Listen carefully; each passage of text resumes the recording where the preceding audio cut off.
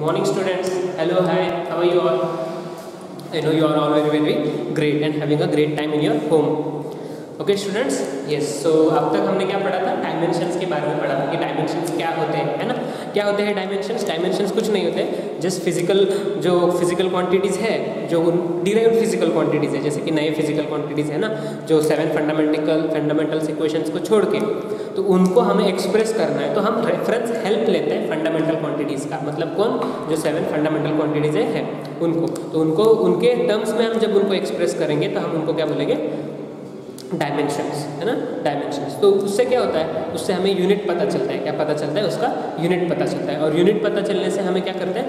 कर सकते हैं हम बाकी के, क्योंकि ये 7 फंडामेंटल से यूनिट है, तो बाकी के सभी डिराइव्ड क्वांटिटीज़ को कंपेयर करने के लिए एक मीडियम मिल जाता है या एक टेक्निक मिल जाता है, क्लू मिल जाता है ना? तो हम आंसर्स निकाल सकते हैं, इसके वजह से आंसर कंफर्म करने के लिए टेक्निक यूज है ना? तो लास्ट लेक्चर में हमने पढ़ा था कि ये answer you can every dimension से जो आपका आंसर निकलेगा वो आपको करेक्ट वैल्यू नहीं बता सकता है, पर it will surely tell you the unit, है ना? हाँ, पर अगर डायमेंशन ही गलत है तो आंसर बिल्कुल गलत ही होगा, है ना? तो कुछ डायमेंशन हम देखते हैं आज, कुछ और डायमेंशन देखते हैं डिटेल्स में। देखिए फर्स्ट हम फोर्स से स्टार्ट करते हैं। स्टूडेंट्स, हमें डायमेंशन एनालिसिस के लिए पहले उसका फार्मूला पता होना चाहिए। क्या पता होना चाहिए? फार्मूला पता होना चाहिए, है ना? यस, तो let us start with some basic, जैसे हमने लास्ट लेक्चर में किया था वैसे और थोड़ा डिटेल जाएंगे फोर्स के साथ। ओके, सो फोर्स माने क्या होता है? What is force? Force is by Newton second law, mass into acceleration, है ना? हां, मास इनटू एक्सेलरेशन कर लो। मास का क्या है? मास का डायमेंशंस क्या होता है? m⁻⁴ m⁻⁴ t⁻�0। एक्सेलरेशन क्या होता है? Acceleration is rate of change of velocity upon time, है ना? Change of velocity upon time. इसका मुझे पता नहीं है तो मैं क्या करूंगा? वेलोसिटी अपॉन टाइम ले लूंगा। वेलोसिटी का हमने कल पढ़ा था, क्या था वो? m1 m0 t0, और यहाँ पे वेलोसिटी का क्या है? Dimension m0 l1 t⁻⁻1 upon time का क्या होता है? t⁻1। इसको ऊपर लेके जाओ, है ना? तो क्या होगा? m1 l0 t0, ये होगा m0 l1 t⁻⁻1, और ये टाइम ऊपर जाएगा तो कैसे होगा? t⁻⁻1 होगा, है ना? अब क्या करो? इन लोगों को साथ में मिला लेना, इनको साथ मिलाना है। साथ मिलाने के वक्त क्या होता है? मास के डायमेंशन सभी हम कॉमन रखते हैं नीचे, है ना? यस, तो यहाँ पे क्या है? 1 है, 0 है, कुछ नहीं, 1 + 0 है। यहाँ पे l के साथ कौन है? 0 है, 1 है और कोई नहीं, ठीक है? टाइम के साथ कौन है? 0 है, -1 है और एक -1 है ना? तो आपको क्या मिला? फाइनली m⁻⁴ l⁻⁴ और t⁻2। आई बात समझ में? ये होता है फोर्स, ठीक है? तो हमको फोर्स के डायमेंशंस पता चल गए, है ना? यस, तो ऐसे ही हम लोग बाकी के सभी डायमेंशंस हम निकालेंगे।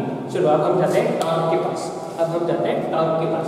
लिख लेना स्टूडेंट्स, जैसे जैसे वीडियो आगे बढ़ते हैं वैसे नोट्स कंप्लीट कर लेंगे, ठीक है? ओके, तो चलते हैं आगे। टॉर्क माने क्या? टॉर्क माने द एंगुलर फोर्स। टॉर्क माने क्या होता है? एंगुलर फोर्स होता है। जैसे अभी यहाँ पे कोई चीज़ होगी, जैसे कि ओपनिंग द डोर, है ना? अगर मेरे को ये डोर है, डोर को ओपन करने में मुझे क्या लगता है?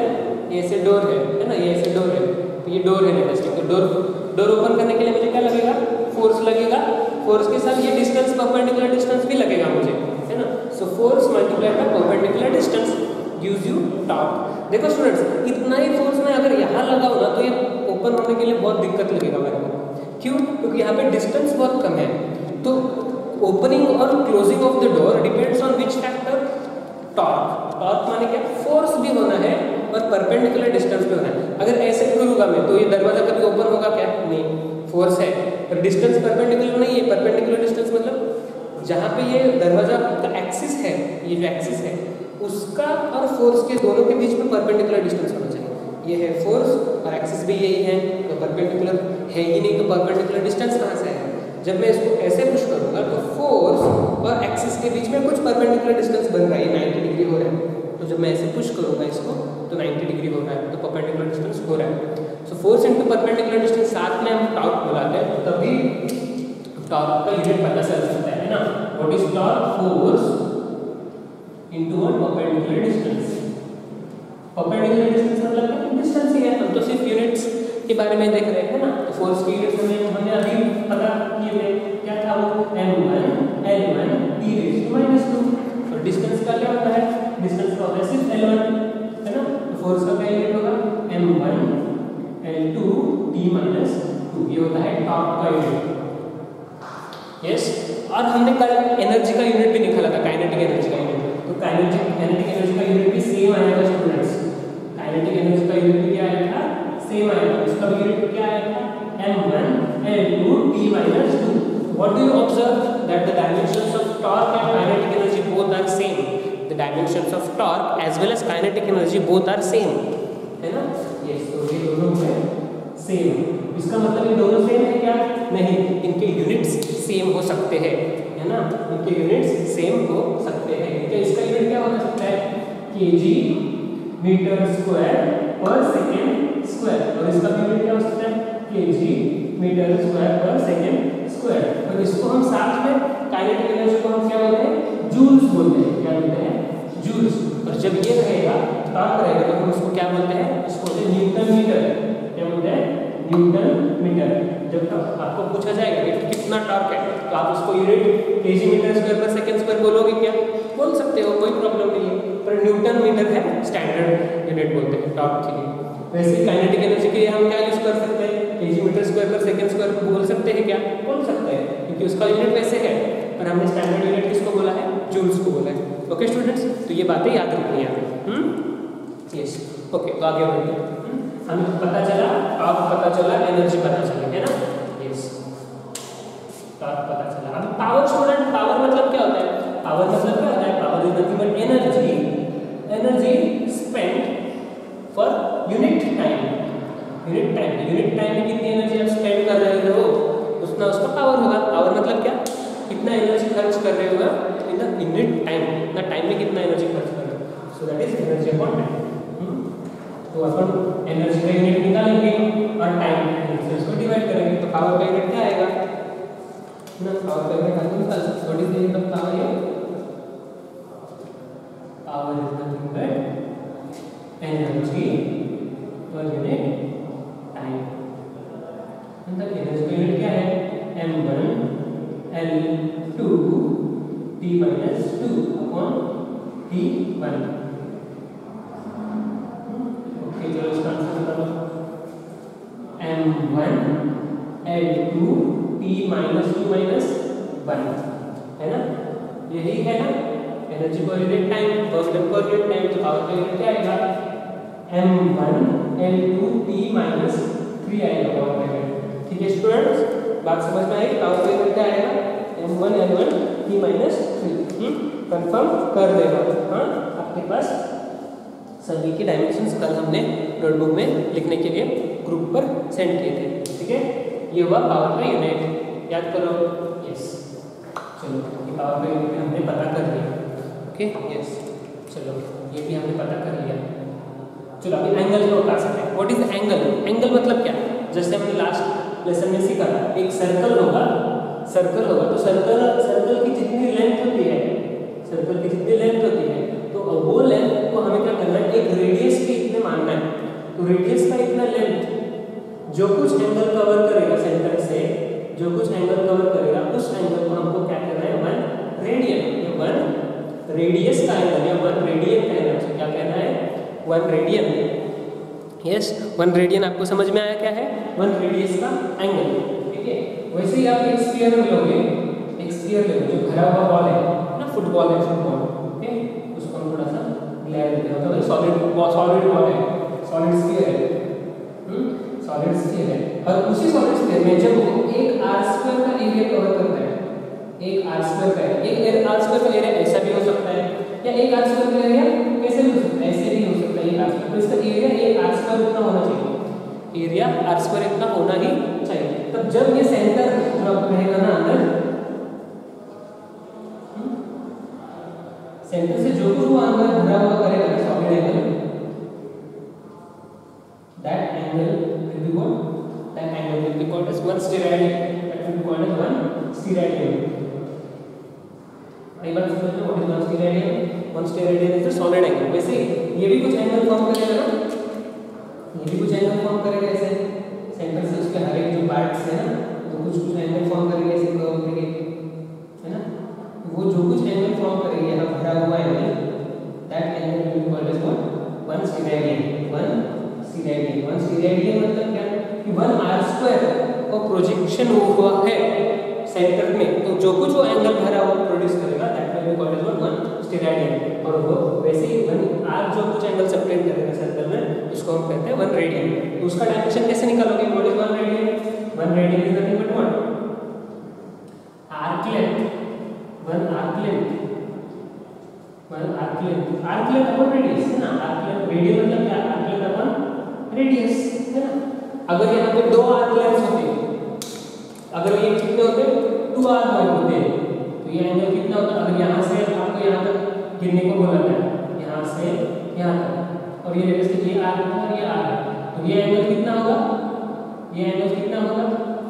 ये भी आर है और ये भी आर है, तो ये एक रेडियस का एंगल सबटेंड कर रहे हैं, एक रेडियस का एंगल सबटेंड कर रहे हैं, तो दोनों मिला के कितना एंगल सबटेंड कर रहे हैं? 2 रेडियंस। कितना सबटेंड कर रहे हैं? 2 रेडियंस। सही बात समझ में? So what is 2 radians? 2 radians will be equals to 2 arc lengths equals to 2 r upon r radius, है ना। तो आंसर क्या होगा? 2 रेडियंस। सही बात समझ में? तो आर्क लेंथ का यूनिट भी क्या है? लेंथ का ही है, और इसका भी लेंथ का है। तो आर्क लेंथ का डायमेंशंस क्या होगा? आर्क लेंथ का डायमेंशंस क्या होगा? 0 का। क्या होगा? 0 का। कैसे? अभी देखा हमने, है ना। It's purely number, it's purely a number, है ना। So what we can say for this? Arc length का डायमेंशंस क्या है? n0, l0, l0 नहीं, l क्या है? 1, है ना। और रेडियस का क्या है? m0, l1, d⁻1। ये दोनों कैंसिल हो जाएंगे, है कि नहीं। इसको हम कैसे लिख सकते हैं? कल हमने देखा था, इसको हम कैसे लिख सकते हैं? इनवर्स फॉर्म में ऊपर लिख के इनवर्स ऐसे लिख सकते हैं, है ना। इसको हम कैसे लिख सकते हैं? m0, l1, d⁻0 है शायद, 0 है, यहाँ पे भी d0 है, ठीक है। d0 into what? m0, l-1 d⁻0। ये कैसे? इसको हम कैसे लिख सकते हैं? एक ऊपर आया तो इनवर्स होगा, है ना। तो इसको हम ऐड करेंगे, तो ये क्या हो जाएगा? m0 + 0, l1 + 1 और d0 - 1। ये l क्या है? देखो एक बार फिर से, कुछ नहीं मतलब रेज़ टू 1 है। m⁻0, m⁻1, 0 × 1 is 0, d⁻0, d⁻0। यहाँ पे हम क्या लिख सकते हैं? 0 × 1 is 0, m⁻0, l⁻1 × 1 - 1 is -1, d⁻0 nothing is 0। तो इसको हम ऐड कर सकते हैं, है ना। 0 + 0 is 0, m⁻0, 1 + -1 is 0, d⁻0 × 0। तो उसके रेडियन को कुछ यूनिट है क्या? रेडियन को कुछ यूनिट है क्या? नहीं है। There is no unit for radian, there is no unit for radian. आई बात समझ में?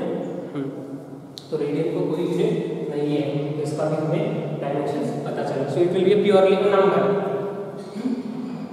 It will be purely a number. जैसे 1 रेडियन, 2 रेडियन, हम इसको रेडियन को फंडामेंटल यूनिट में हमने कहा था, फिर हम इसको कैसे लिख सकते हैं? ऐसे भी लिख सकते हैं ना, m0, l0, t0 और व्हाट? रेडियन⁻1 ऐसे भी लिख सकते हो। पर हम ये तीनों के हिसाब से अगर बोलेंगे तो उसका तीनों का ये डायमेंशन कुछ 0 है। ओके, ये भी हमने पता कर लिया। ओके, अभी हम जाते हैं सरफेस टेंशन पे। जाते हैं surface tension. What is surface tension? Surface tension मतलब क्या कि अगर आपको पानी का सरफेस दिया जाए ऐसे, वो दे वाटर सरफेस है, क्या है ये? वाटर सरफेस है। तो स्टूडेंट्स, अगर आपने कभी वाटर सरफेस देखा होगा तो क्या होता है, कैसे दिखता है वो वाटर सरफेस? अगर इसमें कोई स्पाइडर वगैरह जा रहा है, वो स्पाइडर तैर सकता है इसमें। क्यों तैर सकता है? मतलब स्टूडेंट्स, पानी के अंदर के मॉलिक्यूल्स है ना, वो इक्वली फोर्स महसूस कर रही है कि बाकी की तरफ इक्वल, यहाँ पे भी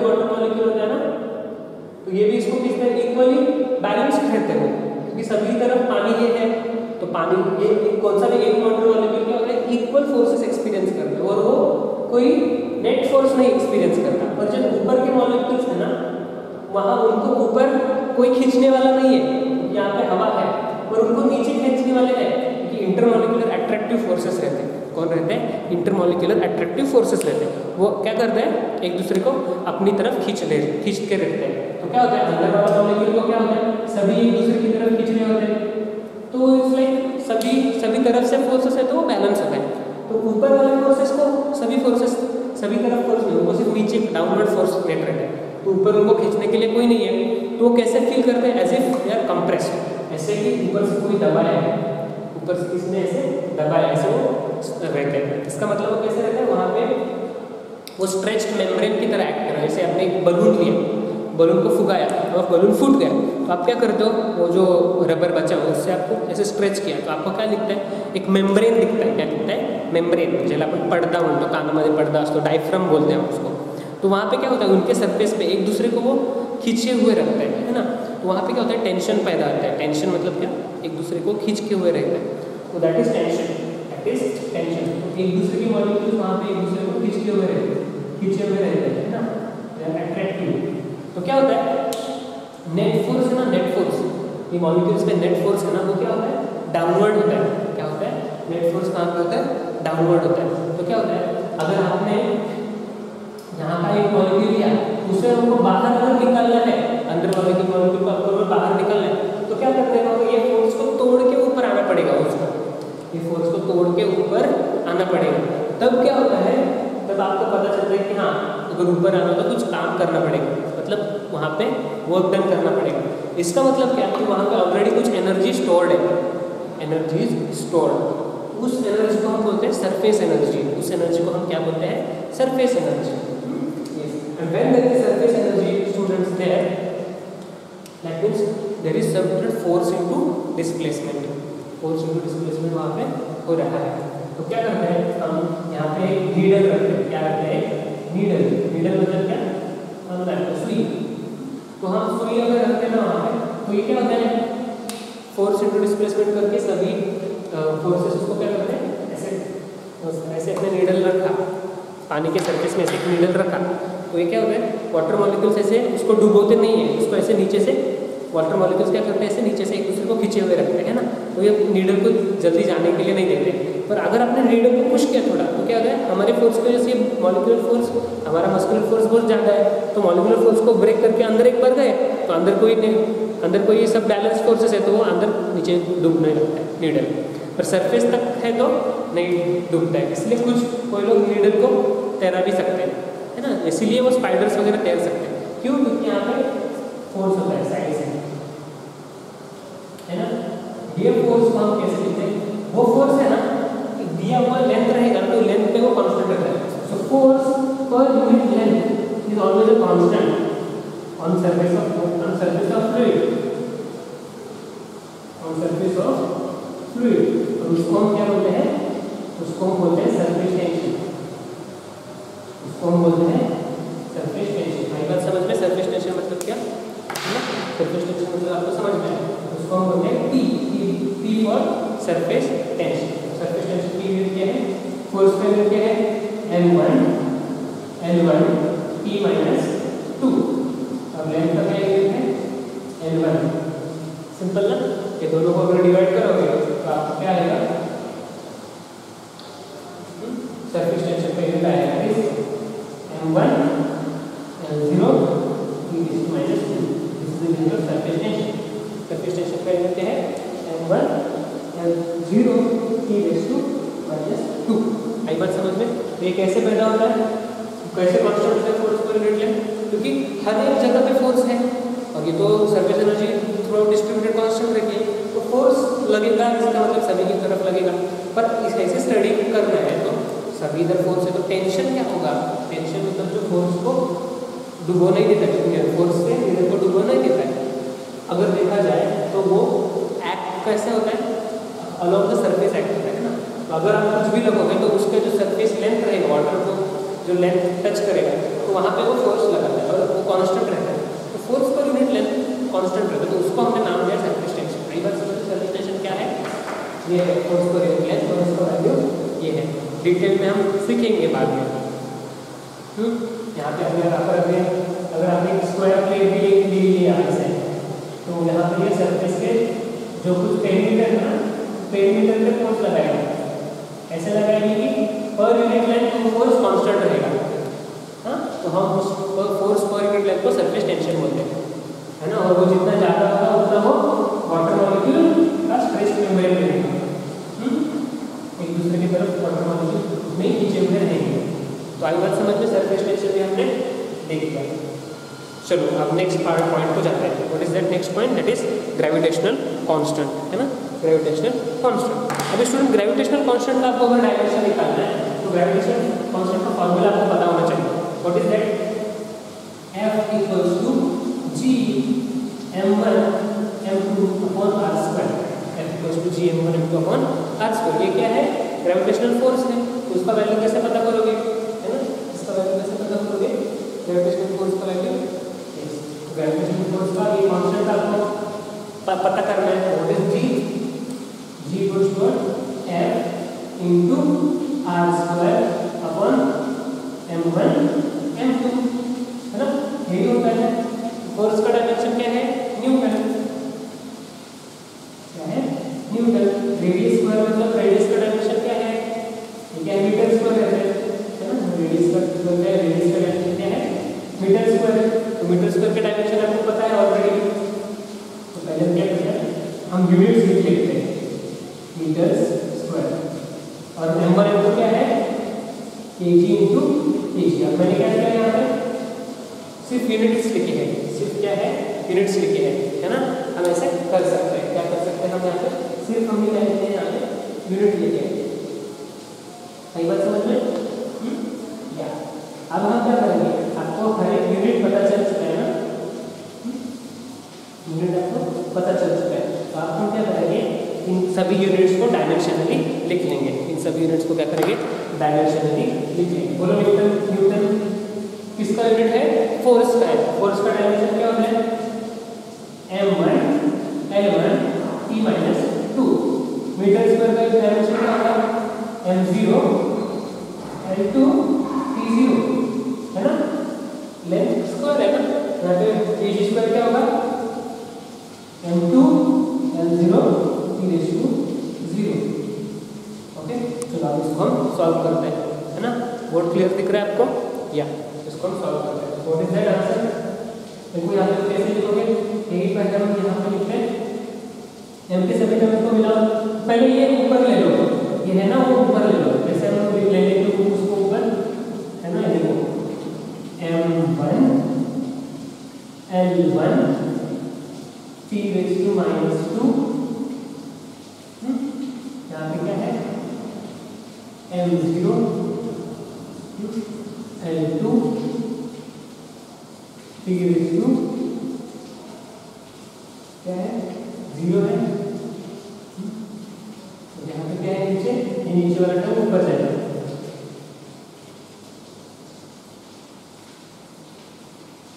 यहाँ पे जब ऊपर जाएगा क्या होगा? m⁻², ऊपर जाएगा m⁻0 होगा, ये t ऊपर जाएगा तो ये होगा, है ना। ऊपर हम क्या कर सकते हैं? उनको लेकर जाके माइनस का है लिख सकते हैं, है ना। तो अभी हमको साथ मिलाना है सभी को, है ना। ये क्या होगा? m1 0 और -0, है ना। यहाँ पर n लिखो। n क्या है? 1 + 2 + 0। टाइम को देखो, -2 + 0 + 0, है ना। हो गया। अब ये क्या लिख सकते हैं इसको? m1 - 2 is -1, 1 + 2 is 3 t⁻²। ये क्या हो गया? This is the dimension of gravitational constants. That's it. वो ला हमारे को ग्रेविटेशनल कांस्टेंट के डायमेंशंस पता चल गए हैं, है ना।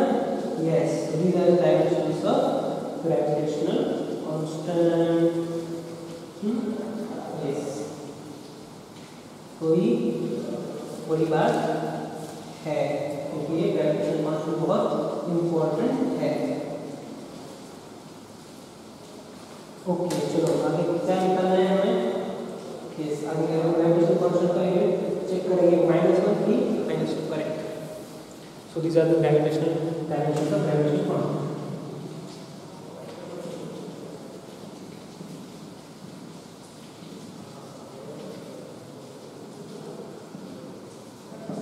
ओके, एक बार समझ में. चलो इससे प्रॉब्लम प्रैक्टिस करते हैं.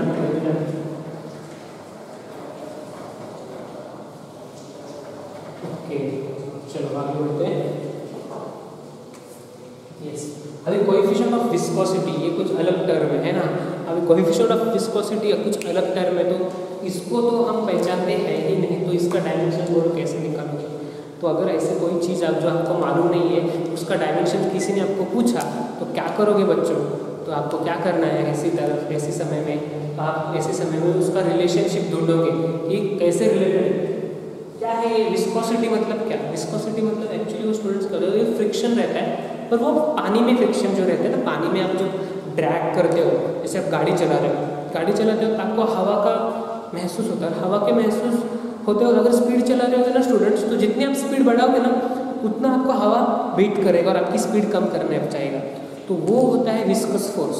वैसे ही पानी में भी होता है, वैसा हवा में भी होता है, क्योंकि हवा भी एक फ्लूइड ही है और पानी भी एक फ्लूइड ही है. तो पानी में जो आपको ऑपोजिशन लगता है ना उसको आप क्या बोलते हो, विस्कस फोर्स. और उसका कांस्टेंट होता है. कांस्टेंट मतलब क्या, कोएफिशिएंट. कोएफिशिएंट मतलब कि वो एक मल्टीप्लाइंग फैक्टर होता है कि जब आपको बाकी के टर्म्स दिए हुए होंगे तो वो मल्टीप्लाइंग फैक्टर्स को मल्टीप्लाई करने के बाद आपको एक्चुअल वैल्यू मिलता है. तो वो कोएफिशिएंट मतलब वो कोएफिशिएंट होता है. कोएफिशिएंट मतलब क्या कि बाकी के टर्म्स को आपको उसको मल्टीप्लाई करना होता है, फिर आपको वो मिलता है. कोएफिशिएंट ऑफ विस्कोसिटी कैसे डिफाइन करते हैं, तो वो क्या होता है, viscous force. Viscous force is directly proportional to velocity. Directly proportional to what, velocity. ऐसे पानी बहता है, ऐसे पानी में कुछ मछली जा रही है तो वो बह रही है ना, तो जितना ज़्यादा उसका वेलोसिटी रहेगा ना उतना ही ज़्यादा क्या होगा, इसको विस्कस फोर्स आएगा, है ना. विस्कस फोर्स इसको इतना ही ज़्यादा आएगा जितनी ज़्यादा उसकी वेलोसिटी होगी. तो और क्या चीज़ पे डिपेंड करता है कोएफिशिएंट ऑफ विस्कोसिटी, एरिया पर डिपेंड करता है. इस पे डिपेंड करता है, एरिया पे डिपेंड करता है. मतलब अगर इसका खुद का एरिया बहुत ज़्यादा है, ये मछली का जो एरिया है ना, एरिया है ना, अगर आप बड़ा प्लेट लेकर दौड़ोगे तो आपको हवा ज़्यादा बीट करेगी और आपको स्पीड जल्दी करेगी ना, तो आपको विस्कस फोर्स ज़्यादा है. वेलोसिटी पे भी डिपेंडेंट है और इस पे डिपेंडेंट है, एरिया पे डिपेंडेंट है. और किस चीज़ पे डिपेंडेंट है, तो वो क्या बोलते हैं, वेलोसिटी पर डिपेंडेंट है. पर वो कैसे है, वेलोसिटी पर यूनिट लेंथ पर वो डिपेंडेंट है. कैसे dependent, velocity per unit length पे डिपेंडेंट है. मतलब क्या है वेलोसिटी पर यूनिट लेंथ, मतलब ये क्या नया चीज़ है. तो देखो स्टूडेंट, अगर आप देखोगे तो पानी जब बहता है ना तो कैसे बहता है. अब ये मछली का मैंने एग्जांपल ले लिया, उससे एक अच्छा एग्जांपल ना, मछली का एग्जांपल आपको एरिया समझने में हेल्प हुआ और विस्कोसिटी समझने में हेल्प हुआ. स्टूडेंट पानी है ना एक लेयर्स में बहता है. कैसे बहता है, लेयर्स में बहता है.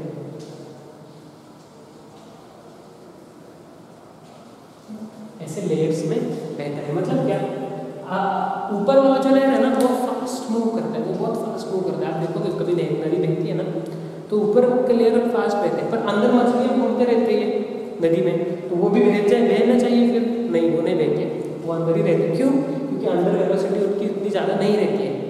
आई बात समझ में, आई बात समझ में, आपको बात समझ में आई. वेलोसिटी ऊपर बहुत ज़्यादा रहती है, नीचे कम रहती है. इसका मतलब क्या, ये वेलोसिटी और ये लेंथ का कुछ रिलेशनशिप है ना.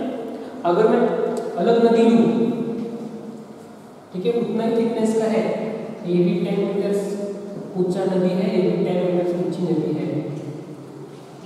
इसकी नदी का ऊपर का वेलोसिटी है 100 मीटर पर सेकंड. बात करें बहुत ज़्यादा से ज़्यादा. इसके ऊपर का वेलोसिटी भी 100 मीटर पर सेकंड है. पर ये कीचड़ वाला भरा है, मड़ी वाटर है, और ये गुड वाटर है. गुड वाटर मतलब पीने का पानी, ठीक ठाक पानी. क्या पता चलता है कि ये गुड वाटर है. यहाँ पे 100 मीटर पर सेकंड है ना, तो अगर आप 5 मीटर तक आओगे ना, 5 मीटर तक, तो इसकी वेलोसिटी क्या है 90 मीटर पर, या वेलोसिटी कम हुई, बहुत कम हुई, कितनी है 50 मीटर पर सेकंड, चलो आधा तो 5 मीटर पर कितना है 50 मीटर पर सेकंड।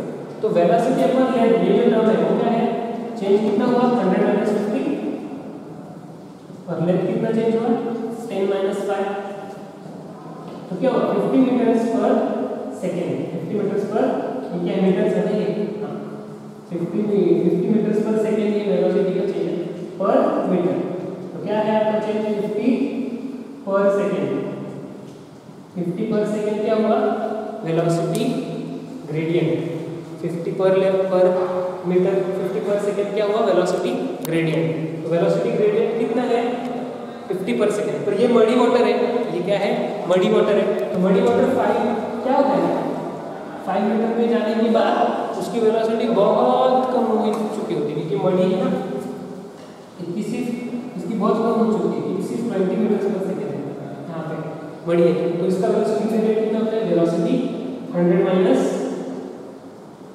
20, और यहाँ पे क्या है 510 माइनस 5, ये कितना है 80/5, इसका मतलब क्या है 80/5 कितना है, सॉरी 50/5 है ना, ये 10 आएगा, तो 10 पर सेकंड इसकी वेलोसिटी ग्रेडियंट होगी, इसकी वेलोसिटी ग्रेडियंट कितनी है 16 per second, 16 per second. What is velocity gradient, velocity upon length is called as change in velocity upon change in length is called as velocity gradient. क्या होता है ये velocity gradient. तो velocity gradient किसका ज्यादा है, इसका ज्यादा है, तो जिसका वेलोसिटी ग्रेडियंट ज्यादा होता है ना उसको उसमें तैरना बहुत डिफिकल्ट है, क्योंकि ये क्या है जल्दी उसका स्पीड क्या हो रहा है कम हो रहा है, जल्दी उसका स्पीड क्या हो रहा है कम हो रहा है, तो change in velocity per unit length ज्यादा है। तो ऐसे वक्त इसका मतलब यहाँ पे कीचड़ है कुछ है, तो यहाँ पे आपको मूव होना है, तो आपको क्या लगेगा विस्कस फोर्स बहुत ज़्यादा लगेगा। विस्कस फोर्स मतलब वो फ्रिक्शन फोर्स जो आपको हवा में लगता है, फ्लूइड फ्रिक्शन, उसको फ्लूइड फ्रिक्शन भी बोलते हैं, वो जितना आपको ज़्यादा लगेगा। यही बात समझ में, वेलोसिटी ग्रेडियंट एरिया भी समझा। अभी इसको जो प्रोपोर्शनल, ये हमने प्रोपोर्शनल लिखा, तो ये हम इक्वल करना है, हमें कुछ कांस्टेंट पता करना है, और उसको हम बोलते हैं कोएफिशिएंट ऑफ विस्कोसिटी ईटा, उसको हम बोलते हैं कोएफिशिएंट ऑफ विस्कोसिटी ईटा। तो चलो कोएफिशिएंट ऑफ विस्कोसिटी की वैल्यू भी निकाल लेते हैं, ईटा की वैल्यू निकाल लेते हैं। ये ईटा की वैल्यू देखो ईटा मतलब क्या है viscous force, force into length upon velocity, ये भी नीचे आएगा अपॉन एरिया, ठीक है। ईटा की वैल्यू क्या, डायमेंशन क्या है, फोर्स का डायमेंशन क्या है न्यूटन, न्यूटन क्या है, लेंथ का डायमेंशन क्या है मीटर, वेलोसिटी का डायमेंशन क्या है मीटर पर सेकेंड, और एरिया का डायमेंशन क्या है मीटर स्क्वायर, ठीक है। बस चलो अभी हमको क्या करना है, सभी के डायमेंशंस लेके उनको किचन वर्क करना है, साथ मिलाना है। चलो करेंगे। न्यूटन का डायमेंशन क्या है m1 L1 e⁻²।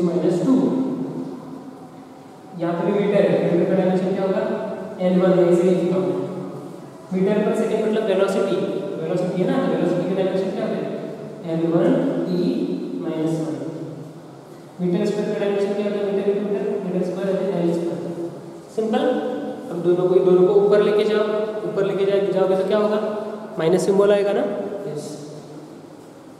तो ये क्या होगा m1 L1 e⁻² L1, ये ऊपर जाएगा तो क्या होगा L1 ऊपर जाएगा तो L⁻1 होगा, e1 ऊपर जाएगा तो क्या होगा -1 का ऊपर माइनस होगा तो +1 होगा। सिंपल, समझ में आएगा आपको क्या किया हमने। L2 ऊपर जाएगा तो क्या होगा L-2 होगा। ये ऐसे क्यों किया हमने बताओ, प्लस का ऊपर जाके माइनस होता है ना, देखो आप एक बार और देखो, ये जो ऊपर जाएगा तो क्या कैसे होगा L1 e⁻⁻1 whole rays to -1।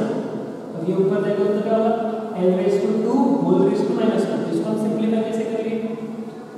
1 into -1 is -1, -1 into -1 is +1।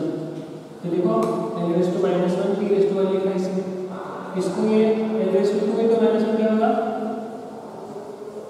2 into -1 is -2, इसको भी -2 लिखा। यही तो हमने यहाँ पे लिखा है। जब ये दो टर्म्स ऊपर जाएंगे तो ये बनेंगे, ये वैसे के वैसे हमने यहाँ पे लिखा। तो ये दोनों ये है, ये दोनों क्या है? ये है।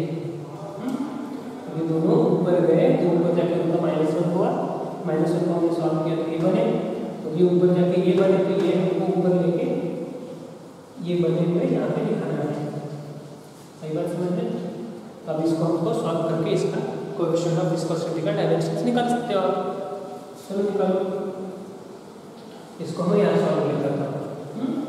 तो m और किधर m है क्या? नहीं है, तो m का पावर बना सिर्फ 1। लेंथ कितने हैं? 1 + 1 -1 -2। अरे बात देखो क्या है? 1 + 1 और यहाँ पे -1, देखिए -2। अभी टाइम -2 और यहाँ पे -1 हो गया। अब क्या करना पड़ेगा? m raise to 1, l raise to 1 + 1 2 -2 0 -1 t raise to -1 ये होगा कोएफिशिएंट ऑफ विस्कोसिटी। बहुत बढ़िया। कोएफिशिएंट ऑफ विस्कोसिटी देख लेना आपने, n1 l -1 t raise to -1 ये होगा कोएफिशिएंट ऑफ विस्कोसिटी। मजा आया है ना? तो ऐसे ही आपको बाकी के भी सभी निकालने हैं।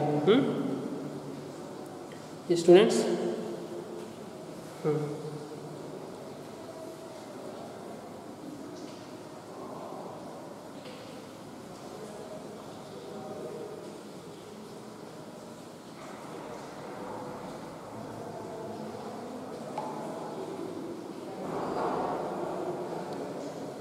Okay, very good students. तो चलो हम आगे बढ़ते हैं। चलो अब हमने कोएफिशिएंट ऑफ विस्कोसिटी भी निकाल लिया, हमारे पास में 3 बचे 40। चलो अभी आपके पास 20 मिनट है, हम सॉल्व करेंगे।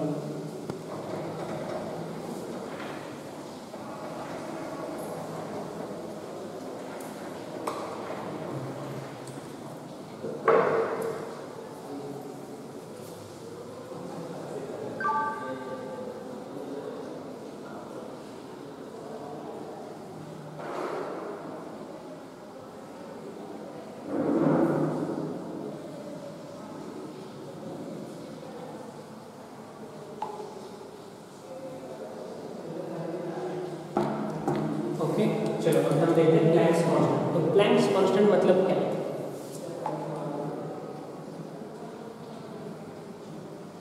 प्लैंक्स कांस्टेंट मतलब क्या है ना? हाँ, तो प्लैंक्स कांस्टेंट मतलब स्टूडेंट्स क्या है? Energy equals to h mu होता है। एनर्जी हमेशा इक्वल्स टू क्या होती है? h म्यू होती है ना? तो एनर्जी आप मॉडर्न फिजिक्स में आप सीखोगे, मॉडर्न फिजिक्स में आप सीखोगे। तो मॉडर्न फिजिक्स में आप क्या सीखोगे? एनर्जी कुछ रहती है ना, वो फ्रीक्वेंसी पे डिपेंडेंट होती है। मतलब ऐसे जब लाइट वेव चलती है ना, तो लाइट वेव की फ्रीक्वेंसी होती है, ऐसे फ्रीक्वेंसी जितनी ज़्यादा फ्रीक्वेंसी होती है ना, उतनी उसकी एनर्जी बहुत ज़्यादा होती है, उतनी उसकी एनर्जी बहुत ज़्यादा होती है। तो energy is directly proportional to what? Energy is directly proportional to frequency. Frequency मतलब ये म्यू है ना, ये फ्रीक्वेंसी का और एक सिंबल है। म्यू को हम ऐसे भी लिखते हैं कभी-कभी, ये भी म्यू है और ये भी म्यू ही है, h म्यू भी बोलते हैं इसको। सो इसको न्यू बोलते हैं, h nu, nu h nu equals to h nu. ये फ्रीक्वेंसी का फार्मूला मॉडर्न फिजिक्स में फॉर लाइट और इलेक्ट्रोमैग्नेटिक वेव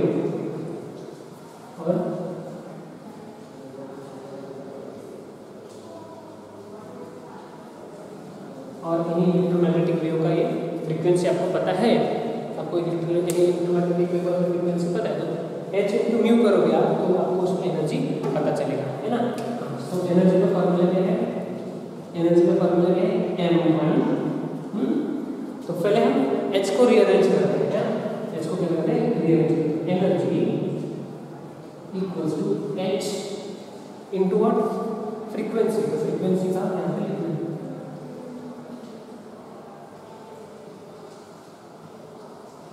है h का क्या आएगा, h मतलब क्या आएगा एनर्जी के डायमेंशंस। एनर्जी के डायमेंशंस क्या होता है m1 l2 t minus 2 divided by frequency आएगा। फ्रीक्वेंसी के डायमेंशन क्या होगा t raised to -1।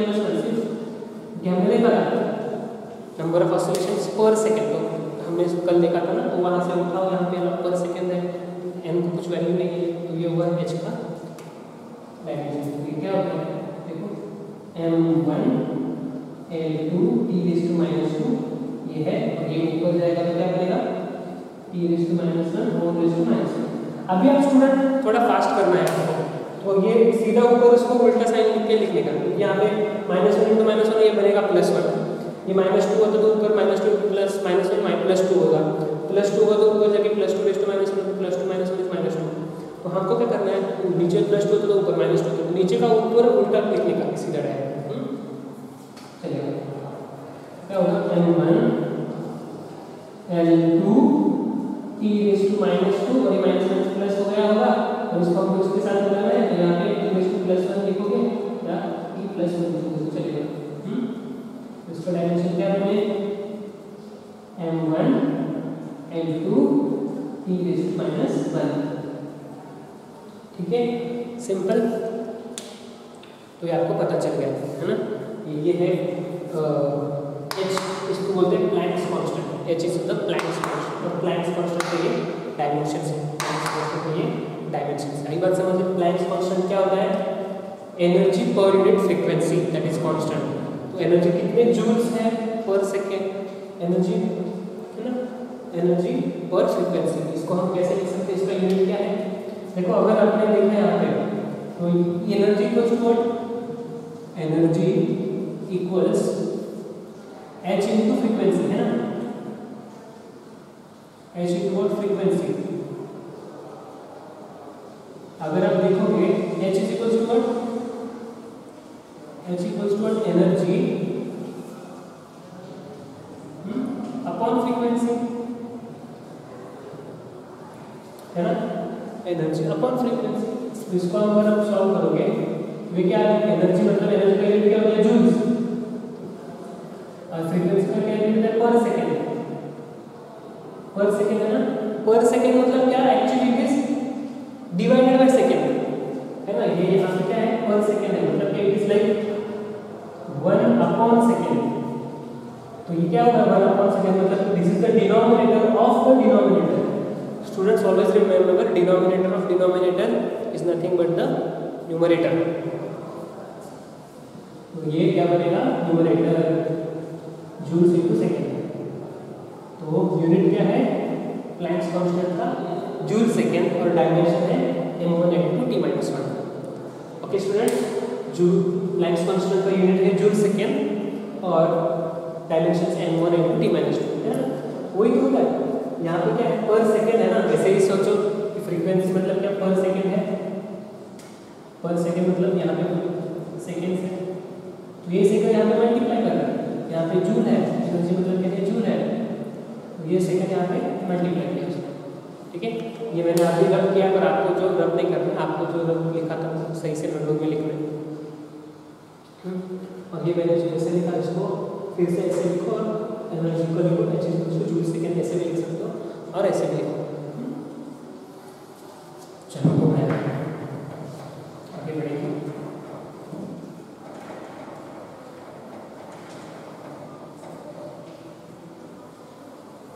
चलो अभी हम जाएंगे इलेक्ट्रिकल इंटेंसिटी। इलेक्ट्रिकल इंटेंसिटी है ना, what is electrical intensity students? Electrical intensity मतलब क्या है, आप 12th में जाओगे तो इलेक्ट्रिकल इंटेंसिटी के बारे में पढ़ोगे। Electrical intensity is nothing but electrical force, electrical force, electrical force experienced by a charge when it is placed in the electrical field। okay, electrical field, but the charge is of 1 unit or 1 coulomb only. So per 1 coulomb, मतलब पर coulomb unit coulomb पे कितना electrical force आ रहा है, that is electrical intensity. मतलब वो rate है, क्या है, फोर्स का रेट है और every on every 1 coulomb of force how much is the force, on every 1 coulomb of charge how much is the force distributed, that rate is electrical intensity. जैसे बाजार में जाओगे तो हर केजी पे कितना आपको भाव चल रहा है एक वेजिटेबल का, तो उसका रेट होता है। वैसे वहाँ पे दिया हुआ फील्ड में 1 कूलम पे कितना एसोसिएटेड फोर्स हो रहा है, वो फील्ड दे पा रहा है, उसको हम बोलते हैं इंटेंसिटी। वो जो फील्ड है, अगर आप टीवी के सामने जाओगे चार्ज लेके तो वो आपको अट्रैक्ट करेगा, आपके बाल खड़े हो जाएंगे, और किसी जनरेटर के पास जाओगे तो और अच्छे बाल खड़े हो गए है ना।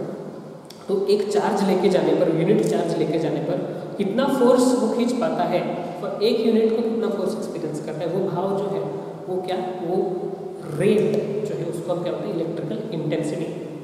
You got it, what is that, Newton's, क्योंकि फोर्स का यूनिट है कूलम्स, ओके, चार्ज का यूनिट है। तो चलो न्यूटन का डायमेंशन लिख लो, m1 L1 T⁻²,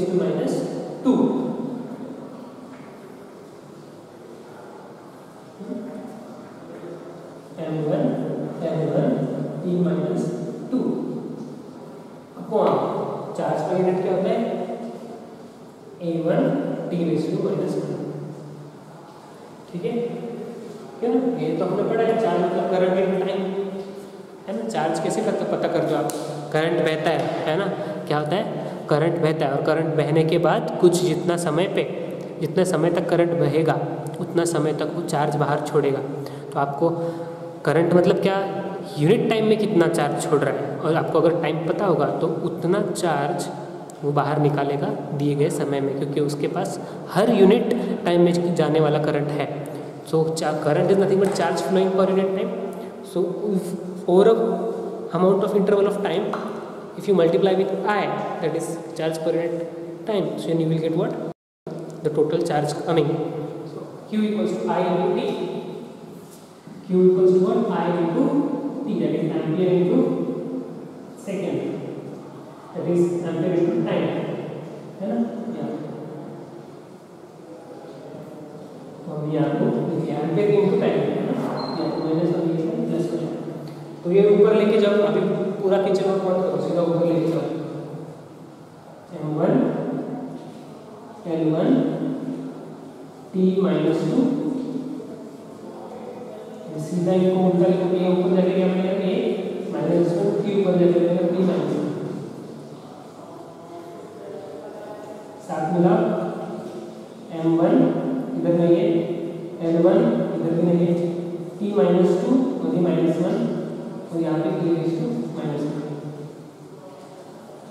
ठीक है,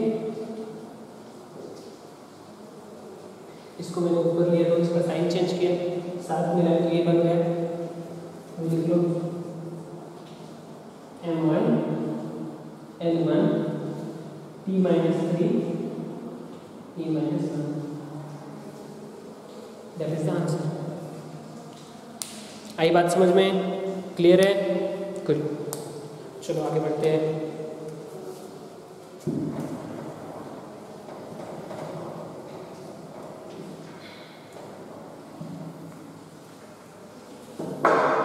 चलो अभी बचा है लास्ट, कैपेसिटेंस मतलब क्या, आपने फैन कभी देखा है तो फैन के अंदर एक सफ़ेद सफ़ेद क्या रहता है, गोला रहता है, क्या रहता है, सफ़ेद बैटरी रहती है, नहीं वो उसको कुछ अच्छी चीज़ रहती है, खजाना रहता है क्या, नहीं रहता है, उसको हम बोलते हैं कैपेसिटर। क्या बोलते हैं, कैपेसिटर। वो क्या कैपेसिटर करता है, उसको कुछ कैपेसिटेंस होता है, उसको क्या होता है, कुछ कैपेसिटेंस होता है। तो कैपेसिटेंस होने वाली चीज़ को कैपेसिटर बोलेंगे ना, या बोलेंगे कैपेसिटर, कैपेसिटेंस होने वाली चीज़ को कैपेसिटर बोलेंगे। तो कैपेसिटर का स्पेशलिटी क्या होता है, कैपेसिटेंस चार्ज को खुद के अंदर जमा करके रखता है। क्या करता है, it stores the charge, capacitor stores the charge. Capacitor store कैसे करता है चार्ज? वहाँ पे प्लेट रहता है, अंदर उसके अंदर क्या होता है? प्लेट रहता है। तो जब भी करंट फ्लो होता है ना उसके अंदर, जब भी करंट फ्लो होता है तो क्या होता है, जब भी यहाँ पे कुछ रेजिस्टेंस रहेगा तो यहाँ पे अगर बैटरी लगाया जाए प्लस और माइनस, तो यहाँ पे इलेक्ट्रॉन पॉजिटिव चार्ज यहाँ पे जमा होते हैं प्लस क्यू, है ना, यहाँ पे प्लस क्यू जमा होते हैं और यहाँ पे कुछ होता ही नहीं, मतलब जीरो है, तो यहाँ पे कुछ नहीं है, यहाँ पे कुछ टर्मिनल नहीं है ना, तो इसलिए यहाँ पे क्या होता है, कुछ चार्ज जमा नहीं होता, तो ये प्लस यहाँ पे क्या करता है, माइनस इंड्यूस कर लेता है, माइनस क्यू चार्ज इंड्यूस कर लेता है। यहाँ पे पोटेंशियल जीरो होता है, यहाँ पे बी होता है पोटेंशियल, पोटेंशियल इज बी, यहाँ पे पोटेंशियल जीरो, तो यहाँ पे प्लस क्यू यहाँ पे क्या करता है, माइनस क्यू कर देता है, और यहाँ का पूरा जो इलेक्ट्रॉन्स या पॉजिटिव चार्जेस है यहाँ पे जमा होकर बैठ जाते हैं, क्योंकि अंदर क्या होता है, कुछ मीडियम रहता है, वो क्या करता है, इलेक्ट्रॉन को पूरा ट्रांसफर होने से रोक लेता है और यहाँ पे ही जमा करके रखता है। तो ये क्या होता है, यहाँ पे भी चार्ज जमा होने लगते हैं और ये भी इसका पोटेंशियल कितने इसके इतना ही हो जाता है। तो शुरू में क्या था, शुरू में क्या था, यहाँ पे पोटेंशियल जीरो था, यहाँ पे पोटेंशियल क्या था, जीरो था, यहाँ पे पोटेंशियल वी था, है ना। शुरू में क्या था एक्चुअली, ये जो वी पोटेंशियल है वो यहाँ पे शुरू में एक्चुअली शॉर्ट सर्किट रहता है, शॉर्ट सर्किट मतलब इट इज एज इफ नहीं है, शुरू में एज इफ नहीं है, इसलिए क्यों,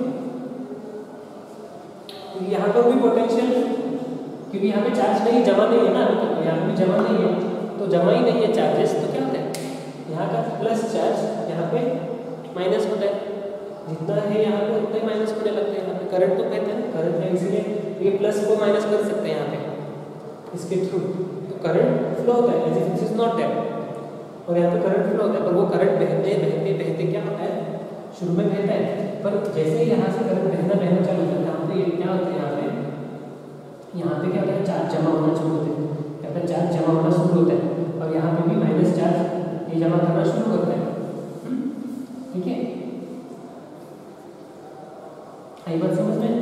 और जब इधर जितना पोटेंशियल होता है उतना ही पोटेंशियल यहाँ पे रहता है, तो जब जैसा ये चार्ज जमा कर लेता है इसकी ये वोल्टेज गैदर कर लेता है, और जब इसका वोल्टेज इसके वी के इतना हो जाता है तो क्या होता है, जब इसका वोल्टेज वी के इतना हो जाता है ना स्टूडेंट्स, तब ये कैपेसिटर और चार्ज नहीं कर सकता, ये दोनों पोटेंशियल सेम हो गए, तो ये दोनों पोटेंशियल सेम हो गए तो लेवल कर चुकी, तो ये करंट भी लेना बंद कर, जब फाइनल करंट स्टॉप होता है ये फुल, तब क्या करता है, एज इफ ये नहीं है अभी भी, ये ओपन सर्किट है, करंट तब जीरो हो जाता है। ये होगा चार्जिंग के प्रोसेस में। डिस्चार्जिंग के प्रोसेस में क्या होता है, डिस्चार्जिंग में खुद चार्ज हुआ रहता है, खुद चार्ज हुआ रहता है ना, तो ये ऐसे लगा रहता है,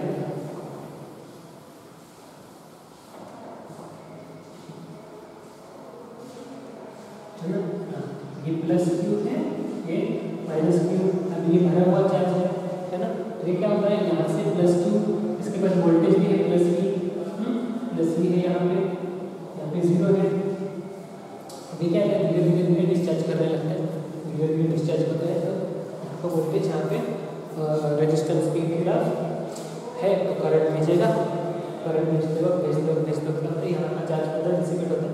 शुरू में क्या होता है, ये पूरा वी वोल्टेज यहाँ पे रहता है, जीरो यहाँ पे रहता है, बाद में कुछ देर के बाद क्या होता है, यहाँ पे क्यू चार्ज बचा हुआ रहता है, क्यू चार्ज बचा हुआ रहता है, क्यू चार्ज मतलब कि क्यू चार्ज यहाँ पे फ्लो हो चुका है, क्यू यहाँ पे रहता है, और यहाँ पे क्या रहता है, हमेशा पोटेंशियल होने के बाद यहाँ पे हमेशा पोटेंशियल जीरो ही रहता है, क्योंकि इसका वोल्टेज कम हो गया, तो यहाँ पे हमेशा जीरो रहता है, यहाँ पे पोटेंशियल Q/C सेक्टर है, तो वो होता है पोटेंशियल, ठीक है, तो Q/C इज अवर पोटेंशियल, आपको C जो निकलना है C, that is what V equals to Q/C, ये फार्मूला आपको 12th स्टैंडर्ड में देखो क्या, ये सब 12th स्टैंडर्ड में आपको कुछ नहीं समझ में आया तो सिर्फ सुनो और दिमाग में रख लो, वो खुद 12th स्टैंडर्ड में आपको बाहर हेल्प करेगा। अभी सिर्फ सुनो, तो क्या है, Q equals to what, Q/C, what is V, voltage, what is V, V is voltage equals to charge upon capacitance, charge upon capacitance, what is voltage, energy on every coulomb. ये हमने जब इंटेंसिटी बोला था तो हमने क्या बोला था कि एक चार्ज वहाँ पे कितना फोर्स एक्सपीरियंस करता है उसको हमने इलेक्ट्रिकल इंटेंसिटी नाम दिया था। वैसे एक चार्ज अगर अलग चार्जेस के बीच में रहेगा तो उसके ऊपर कितना एनर्जी इलेक्ट्रोस्टैटिक फोर्स जब आप एक्सपीरियंस करते हो तब यहाँ पे जमा करते हो तो क्या होता है, you do work against that electrostatic force. तो आपको क्या होता है, तो वर्क डन करना पड़ता है। तो वर्क डन करोगे ना, जैसे मैंने पेन ऊपर उठाया तो वर्क डन किया तो उसके अंदर क्या होगी, एनर्जी स्टोर हो गई। देखो क्यों एनर्जी स्टोर है, क्योंकि मैंने अगर हाथ निकाला तो ये पेन नीचे गिर गया, potential energy got converted to kinetic energy. ऐसे ही जब हम वर्क डन करते हो ना तो उसके अंदर पोटेंशियल एनर्जी स्टोर होती है। तो चार्जेस को हम पास बुलाते हैं तो उसके अंदर एनर्जी स्टोर होती है। वो एनर्जी स्टोर होती है तो हर एक चार्ज के ऊपर कितना एनर्जी स्टोर होते हैं ना, उसको हम पोटेंशियल बोलते हैं या वोल्टेज बोलते हैं। Voltage energy store per unit coulomb, that is equal to what, charge per unit capacitance. आई बात समझ में? तो आपको यूनिट किसका निकालना है, कैपेसिटेंस का। यूनिट किसका निकालना है, कैपेसिटेंस का, ठीक है ना। तो आपको क्या करना है, कैपेसिटेंस के लिए रीअरेंज करना है। Capacitance equals to what, charge. Charge का यूनिट क्या है, कूलम ही रहेगा ना, तो यहाँ कूलम।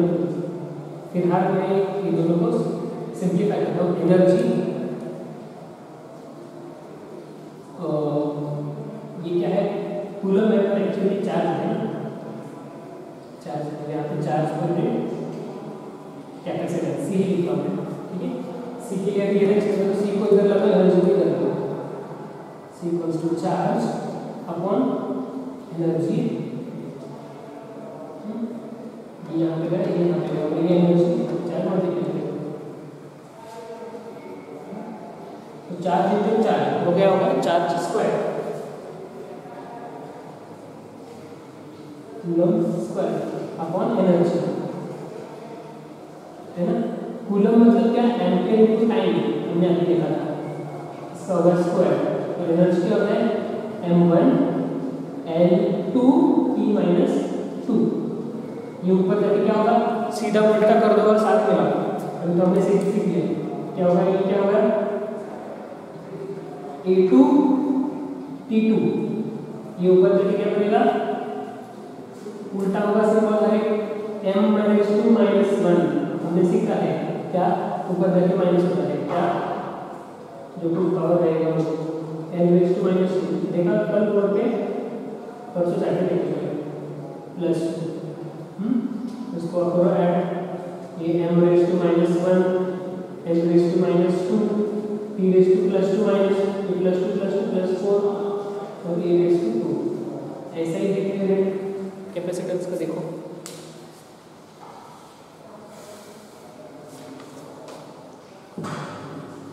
m-1 l-2, m-1 बराबर l-2 बराबर t+4 बराबर है a+2 बराबर है, ठीक है। That is the unit of capacitance. Okay student, simple है, मजा आया। तो आपको ऐसे ही बाकी के यूनिट्स के फार्मूला खुद ढूंढने हैं। हर एक लेसन का स्टार्टिंग आपको पढ़ना है, उसके अंदर फार्मूला देखने हैं क्या क्या फार्मूले हैं, वो फार्मूला के साथ लेकर हर लेसन में 12th स्टैंडर्ड तक के बुक्स आपके पास खरीदे हैं आपने, नहीं है तो मेरे को सेंड करो, सेंड करने को बोलो, और वो देख के हर एक लेसन के फार्मूला देख के उसका फार्मूला बना के वैसे डायमेंशंस आपको बनाने, ठीक है। कोई बात है, कोई प्रॉब्लम है तो बोलो।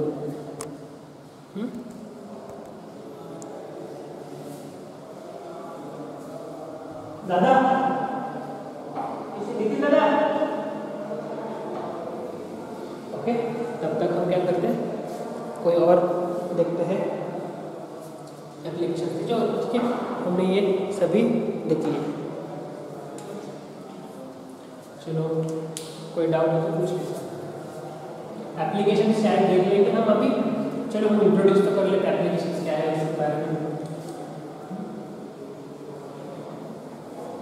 क्योंकि इसके एप्लीकेशन 3 हैं, तो क्या क्या है देखो।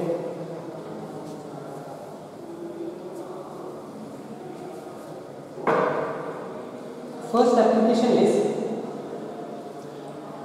checking the dimensional consistency of the equation. First application है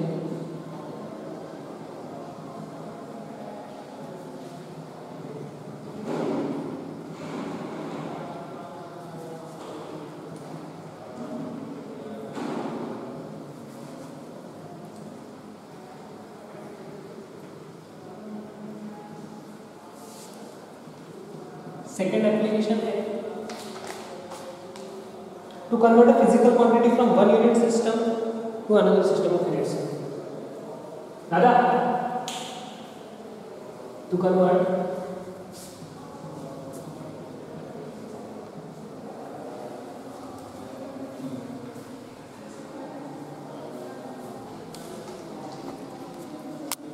a physical quantity from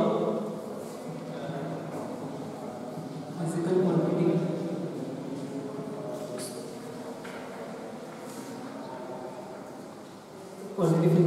from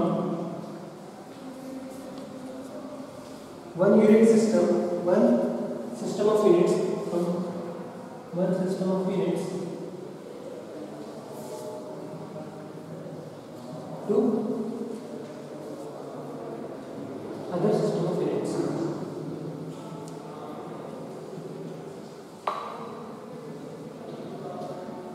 Okay, third क्या है? Reducing relationship between physical quantities.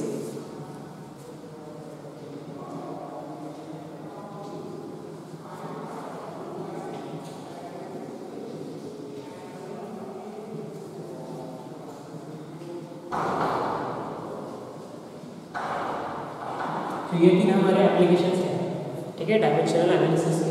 तो ये जो डायमेंशंस हमने सीखे ना, हम इसके क्या कर रहे हैं अभी? एनालिसिस कर रहे हैं। क्या कर रहे हैं? एनालिसिस कर। तो डायमेंशन एनालिसिस करना मतलब क्या होता है actually? What do you do by doing dimensional analysis, है ना? तो क्या करते हैं हम? तो हम क्या करते हैं कि कंपेयर करते हैं। What do you do?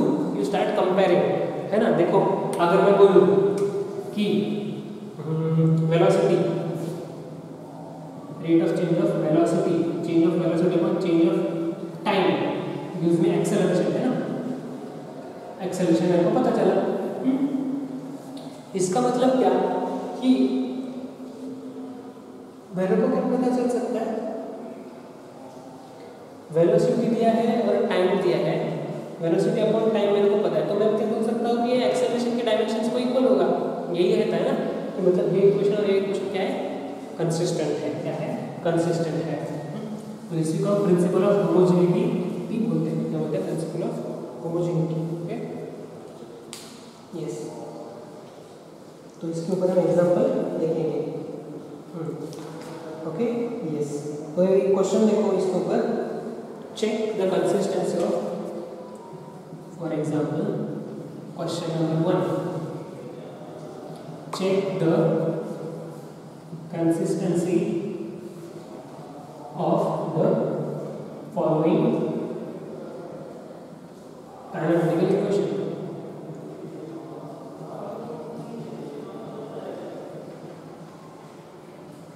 क्या है kinematic equation? S equals ut plus half at square and v equals u plus at।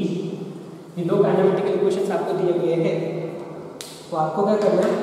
इनको दोनों को क्या करना है?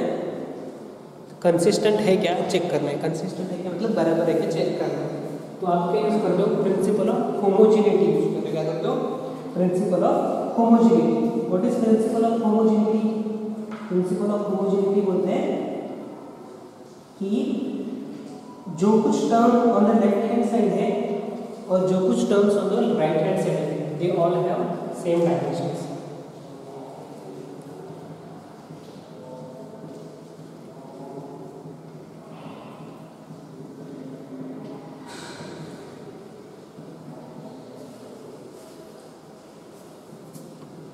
All the terms मतलब क्या? डिफरेंशिएटेड बाय प्लस और minus symbols on the left hand side and right hand side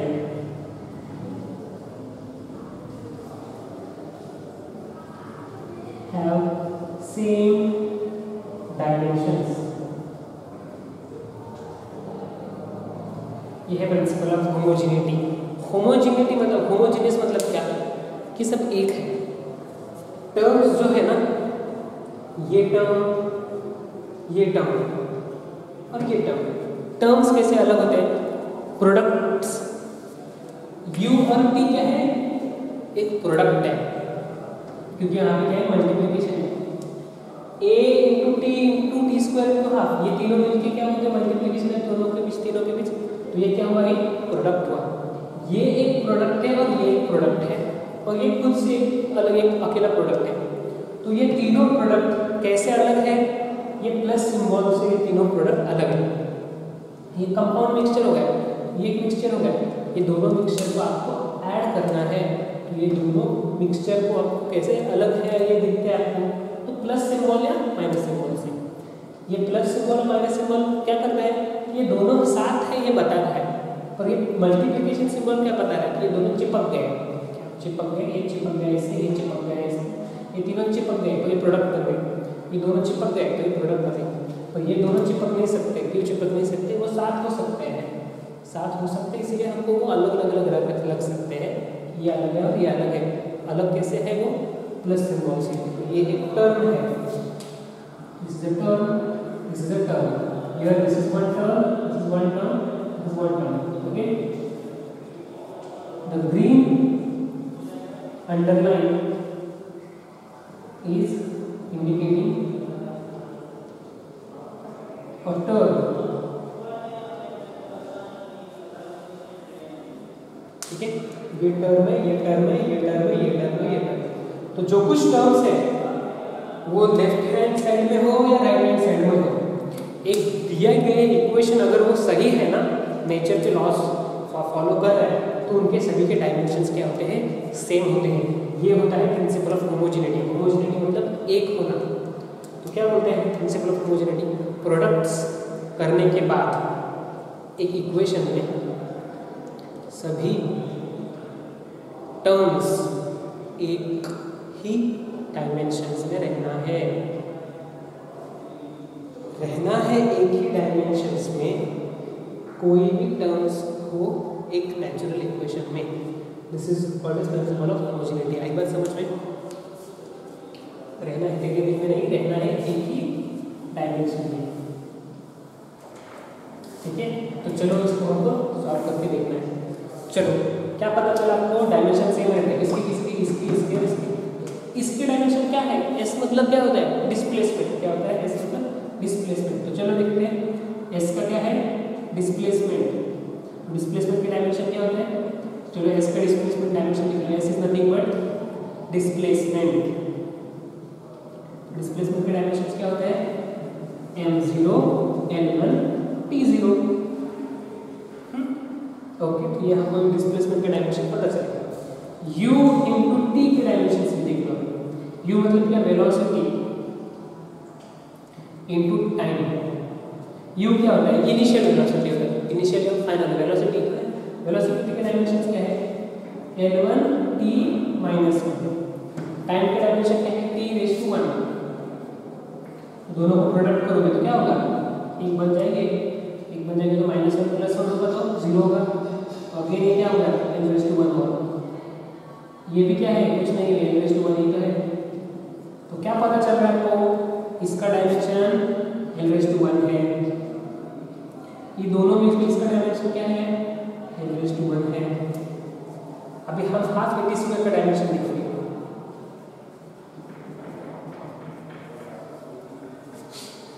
half एक क्या है? नंबर है, number has got no dimension. लिख लो वहां पे, half is a numerical value has got no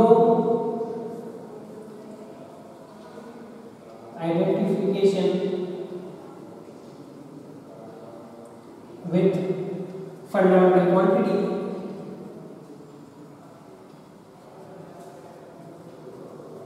so it is dimensionless। तो हाफ का डायमेंशन होगा क्या? नहीं होगा। एक्सेलरेशन का डायमेंशन हमने सुबह पढ़ा है, acceleration is velocity upon time. तो l1 t⁻²। मैंने मेरा याद है वही लिखा मैंने। क्यों? क्योंकि अभी मेरे को याद हो गया और आपको भी अभी याद करना है। एक्सेलरेशन का डायमेंशन कैसे? फिर से बताऊं? Velocity upon time. वेलोसिटी का l1 t⁻1 अपॉन t⁻1 ऊपर जाएगा तो क्या बनेगा? -1 होगा। l -1 ये ऊपर जाके -1 -1 ये ऊपर जाके क्या बनेगा L1 t -1 ये ऊपर जाके -1 बनेगा -1 नहीं, फिर याद कर रहे हैं ना, ये क्या है e⁻², और ये t⁻², है t²।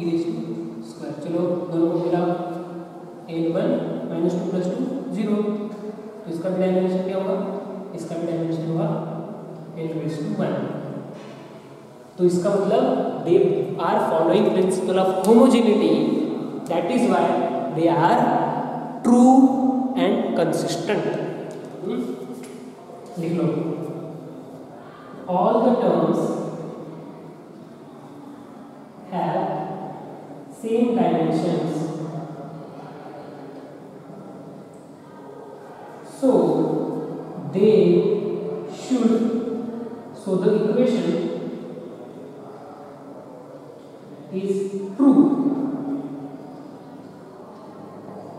because of principle of homogeneity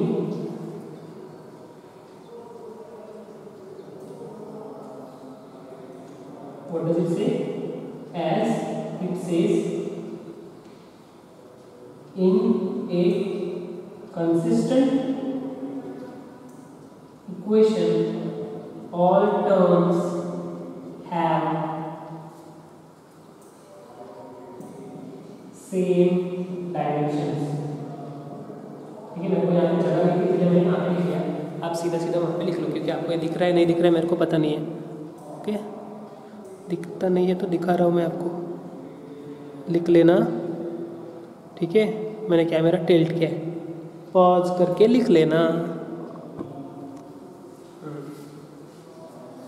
और पॉज करके समझ लेना। क्योंकि ये डायमेंशन कंसिस्टेंट है ना, हाँ, तो ऐसे ही इसका पहला एप्लीकेशन है, वैसे ही सभी एप्लीकेशन को आपको पढ़ना है। ठीक है, तो इसको ये जो अलग लिखा था सेकंड काइनेमेटिक इक्वेशन, तो वो आपको चेक करना है। ओके, तो ये पहला एप्लीकेशन आपको समझ में आ गया ना। चलो दूसरा इक्वेशन जो था v = u + c, आपको होमवर्क के लिए, ये चलो ये देखते हैं। To convert a physical quantity from one system of unit to other system of unit, एक सिस्टम से दूसरा सिस्टम। ठीक, ये क्वेश्चन आपको समझ में आया?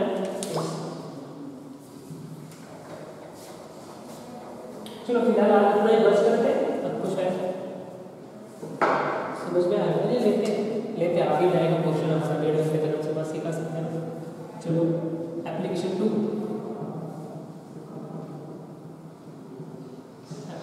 देखो क्या है। व्हाट इज एप्लीकेशन 2 की? To convert a physical quantity from one system of units to other system of unit. मतलब क्या, 1 न्यूटन आपको पता है,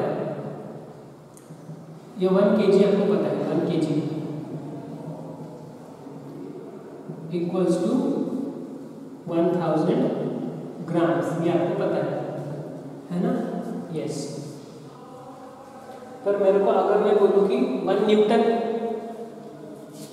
ये है एमके सिस्टम, ये है सीजीएस सिस्टम।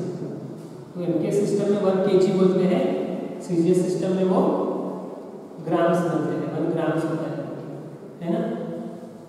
सीजीएस सिस्टम में x 1 ग्राम होता है ना? तो हमने क्या पता किया है यहाँ पे, 1 kg इक्वल्स 1000 ग्राम्स पता कर लिया। तो हमको क्या मिला यहाँ पे, मल्टीप्लाइंग फैक्टर मिला ना, कन्वर्जन फैक्टर। व्हाट क्या कन्वर्जन फैक्टर? ये है एमकेएस, ये ऐसा है बोल सकते हो, ये है सीजीएस। तो ये दोनों के बीच में फैक्टर क्या है, 1000। कन्वर्जन फैक्टर क्या है, 1000। ये आप पता कैसे कर सकते हो? तो आपको क्या करना है, n1 u1 = n2 u2 लिखना है। क्या लिखना है? n1 u1 = क्या लिखना है आपको, n2 u2। और ये दोनों इक्वल है ऐसे समझ कर आपको सॉल्व करना है। ठीक है, तो ये रेफरेंस लेके और कुछ एमकेएस और सीजीएस के रेफरेंस लेके आपको एक क्वेश्चन पूछा है, if 1 kg equals 1000 grams, 1 meter equals 100 centimeters, in MKS and CGS units for mass and length respectively, then find the conversion ratio, conversion factor for force in CGS if force in MKS is called 1 Newton. ये हमारा question है, ठीक है। आपको technique ये है और ये वैल्यूज भी उन्होंने दिया हुआ है, ठीक है स्टूडेंट्स। दूसरा एप्लीकेशन आपको पढ़ना है। चलो सॉल्व करते हैं दूसरा एप्लीकेशन सॉल्व करते हैं। देखो दूसरा एप्लीकेशन क्या है, N1 आंसर, इसका आंसर देखो, N1 U1 equals N2 U2, है ना। N1 U1 equals N2 U2। N1 मतलब क्या, 1 न्यूटन इक्वल्स टू x, क्या है यूनिट। क्वेश्चन को पूरा नहीं किया है, क्या पूरा है question. Force is 1 Newton equalling x dice in CGS तो डाइंस है। हैंडराइटिंग सीधा आपको समझ में आ रहा है तो लिख लेना है, ओके। यस, x डाइंस,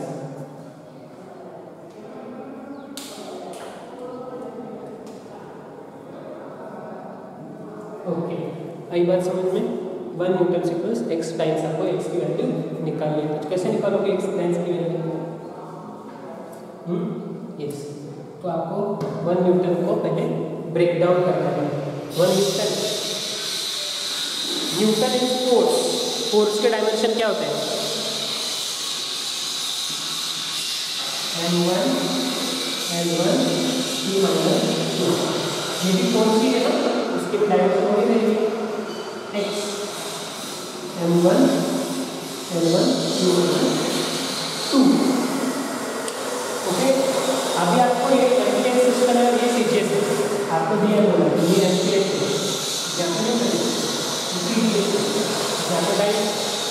आपको क्या करना है, ये जो गिवन क्वांटिटी है यहाँ पे पुट कर लेना। चलो पुट करेंगे 1 मीटर मास क्या है 1 किलोग्राम, 1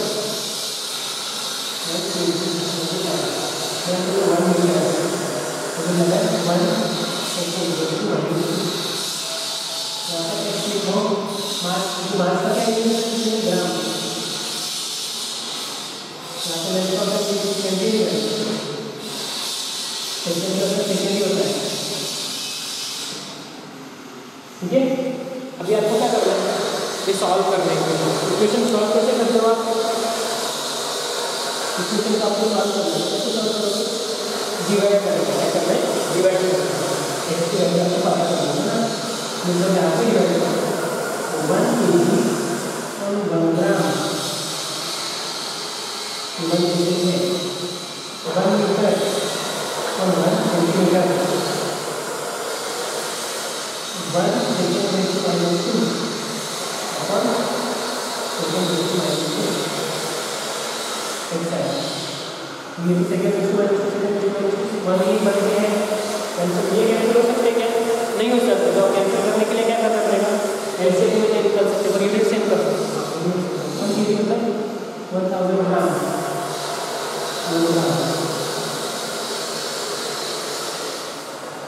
ग्रामों में करते हैं 1 हो गया,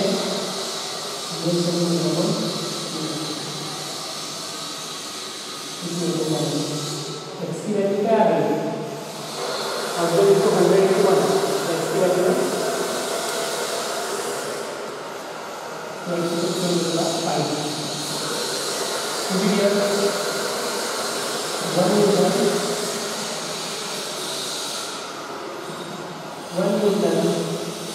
इक्वल 10⁵ टाइम्स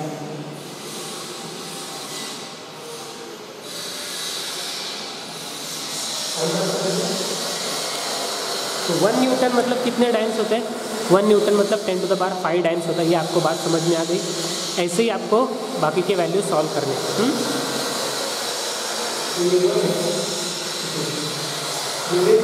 फिजिकल क्वांटिटी ये थर्ड है, इसको भी हम लिखेंगे।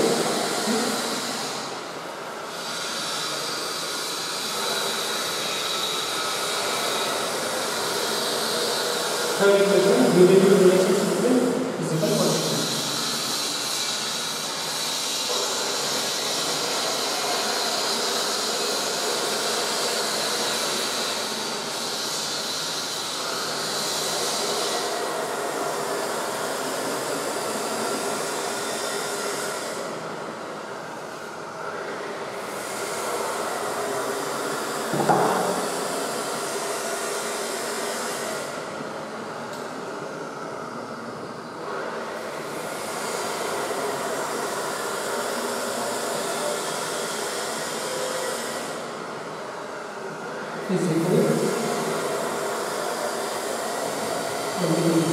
मतलब क्या कि मुझे पता है कि एक पेंडुलम है, एक क्या है पेंडुलम, वो क्या करता है, उसको कुछ काम नहीं है, वो इधर उधर करते रहते हैं, है ना। आपको उसको सिर्फ डिस्टर्ब करो बस चालू गया इधर उधर करने लगा, है ना। तो वो क्या है, उसको कुछ टाइम पीरियड है, क्या है उसको कुछ टाइम पीरियड है ना। तो उसको टाइम पीरियड आपको पता चला कि मैं अगर उसको एक स्ट्रॉन्गर ग्रेविटेशनल फोर्स पे लेके जाऊँ तो उसका टाइम पीरियड डाल देगा, वो फास्ट ऑसिलेट हो रहा है। अगर इस पर मैं पॉजिटिव चार्ज लगाऊँ और यहाँ पे नेगेटिव चार्ज लगाऊँ और अट्रैक्ट होगा ना, तो अगर मैं डिस्टर्ब होगा तो जल्दी अट्रैक्ट होने के लिए वो जल्दी ऑसिलेशन करेगा, ज़्यादा ऑसिलेशन करेगा तो टाइम पीरियड क्या होगा, टाइम पीरियड मतलब वो ऑसिलेशन के लिए लगना है। अगर जल्दी आ रहा है टाइम कम लेगा ना, टाइम चेंज होगा, टाइम किसके ऊपर डिपेंड है, फोर्स पे डिपेंड है। फोर्स मतलब क्या, यहाँ पे एक्सेलरेशन हो रहा है ना नीचे, ग्रेविटेशनल एक्सेलरेशन कोई नहीं रहेगा तो ग्रेविटेशनल एक्सेलरेशन रहेगा, इसका मतलब टाइम पीरियड किसके ऊपर डिपेंडेंट है, gravitation acceleration. Time period depends on gravitational acceleration. ये आपको फिजिक्स के थ्रू पता चला। आपको पता चला कि अलग अलग मास लिया तो फिर भी कुछ टाइम पे फर्क पड़ने वाला नहीं है, क्योंकि मास पे डिपेंडेंट नहीं है। तो हवा पे भी डिपेंडेंट नहीं है, अच्छे अच्छे एनवायरमेंट या तो बाकी के जो डिपेंडेंट नहीं है वो तो लेने वाले नहीं है। जो फार्मूला में उसका आंसर जो डिपेंडेंट नहीं है तो फार्मूला में लगेगी, जो डिपेंडेंट है वो भी लगेगा। एरिया निकालना है तो मेरे को इसका कलर कौन सा है वो लेके क्या करूँगा, नहीं ना, तो जो लगने वाले मेन वो तो चाहिए, तो मैं जो लगने वाली चीज़ें वो ले होगा और टाइम का रिलेशनशिप पता चलवाऊँगा कि कितना होता है रिलेशनशिप। तो time depends on gravitational acceleration. एक पता चला आपको, और एक चीज़ पता चलेगी जितना लंबा होगा ना टाइम पीरियड उसका भी टाइम पीरियड चेंज होगा। Time period depends on acceleration और लेंथ ऑफ द पेंडुलम।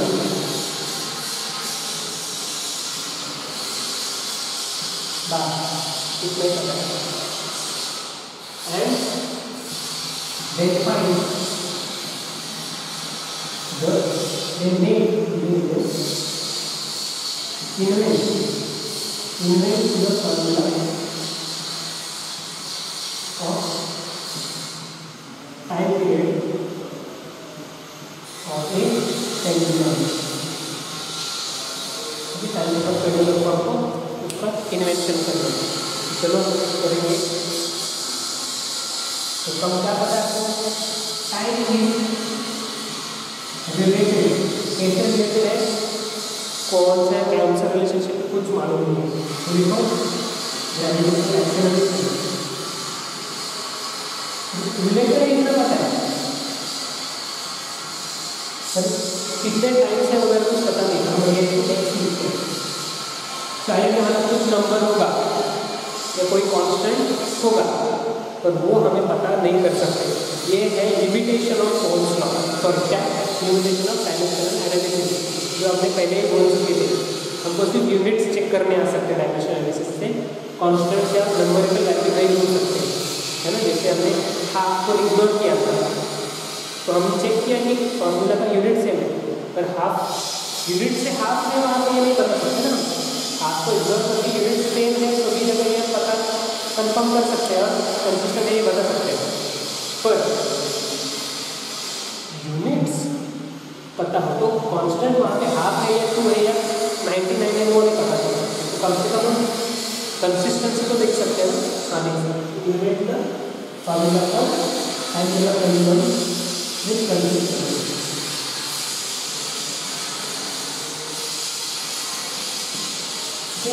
हाँ और क्या है लेंथ रेज़ टू y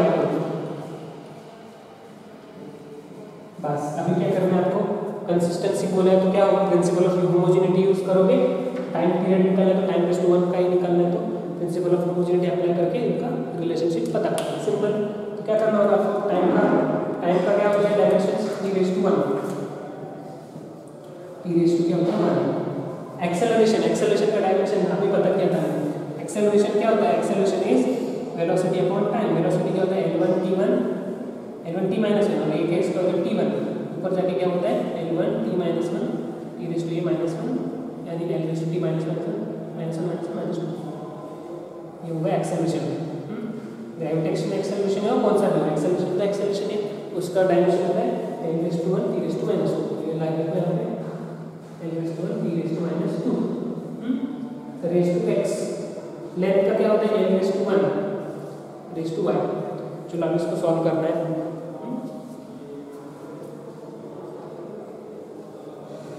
देखो यहाँ पे a raised to 1 into x क्या होता है L raised to x, minus 2 into x क्या होता है minus 2x और ये क्या होता है L raised to y।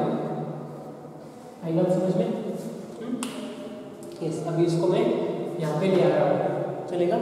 देखो t raised to 1 equals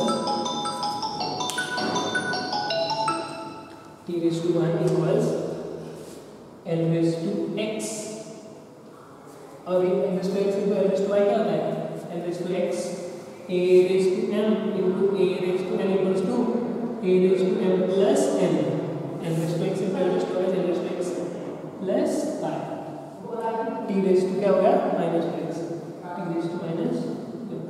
देखा इतना आपको समझ में आया?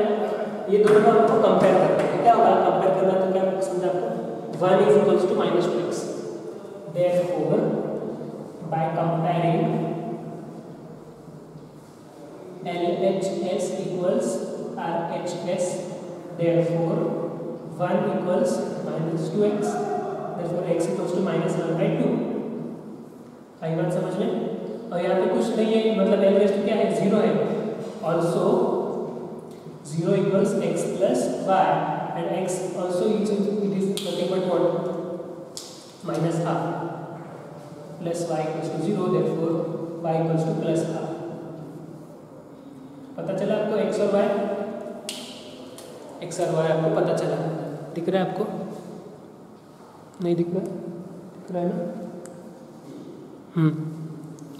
चलो x और y आपको पता चला।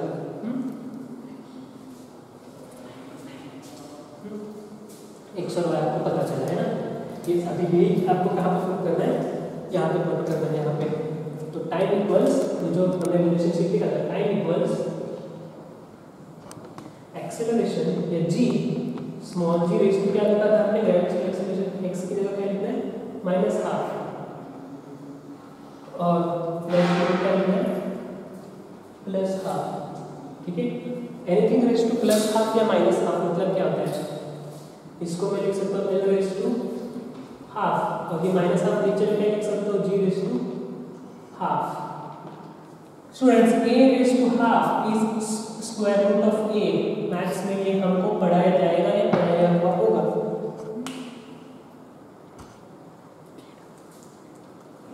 तो इसको हम क्या लिख सकते हैं L raise square root of L और इसको हम लिखते हैं स्क्वायर रूट ऑफ g। यहाँ हम इसको लिख सकते हैं square root of L upon square root of g, या इसको कॉमन लिख सकते हैं under root L upon g, that is time period equals to under root L by g। और अगर आपने कोई टाइम पीरियड पेंडुलम लिया उसका आपने चेक किया तो इधर एक कांस्टेंट आता है। अभी इसकी इतना रिलेशनशिप पता चला ना आपको, तो यहाँ पे लेंथ की वैल्यू पुट करने की, जी की वैल्यू पुट करने की, √L/G निकालने का, टाइम पीरियड भी उसका निकालने का, और जितनी बार करोगे उतनी बार आपको इतना टाइम पीरियड को इतना इसका वैल्यू को डायरेक्टली इक्वल मिल रहा है, तो ये इक्वेशन होगा। पर नहीं, उन्होंने क्या किया, हर एक बार इसका वैल्यू निकाला और हर एक बार वो टाइम पीरियड को इक्वल नहीं हो रहा था, पर जब हर एक बार आपको उसको हमने 2π से मल्टीप्लाई किया तो ये टाइम पीरियड को इक्वल हो रहा है। तो मतलब आपको इसको 2π से मल्टीप्लाई करना है, ये प्रैक्टिकली पता चलना है। And that if you equal to t then you will get the time period of equation. ये प्रैक्टिकली और डायमेंशनली हमने इसका फार्मूला इन्वेंट किया। तो ऐसे आपको सभी फार्मूले इन्वेंट करना है स्टूडेंट्स, और आपको साइंटिस्ट बनना है, यस, इंजीनियर बनना है, डॉक्टर बनना है, जो कुछ आपको चाहिए वो बन लो, और आपको ऐसे अच्छे अच्छे प्रॉब्लम्स को प्रैक्टिस करना है। आज का लेक्चर यहीं पे ख़त्म करना है। उससे पहले आप रिवाइज कर दे थोड़ा सा क्या क्या हमने आज एप्लीकेशंस पढ़ी है। थोड़ा एप्लीकेशन है कि टाइम कैसे रिलेटेड होता है, एक्सेलरेशन से और लेंथ से रिलेटेड होता है, इतना पता चला। तो हमको उन्होंने क्या किया, हमने इसको क्या किया, इसको पता नहीं कुछ x मान लो, उसको भी पता नहीं तो रेज़ टू y मान लो, इसका डायमेंशन में भी इक्वेशन होना है क्योंकि रिलेशनशिप है, कंसिस्टेंट तो होगा ही, तो इसका x और y की वैल्यू निकालें और हमें पता चला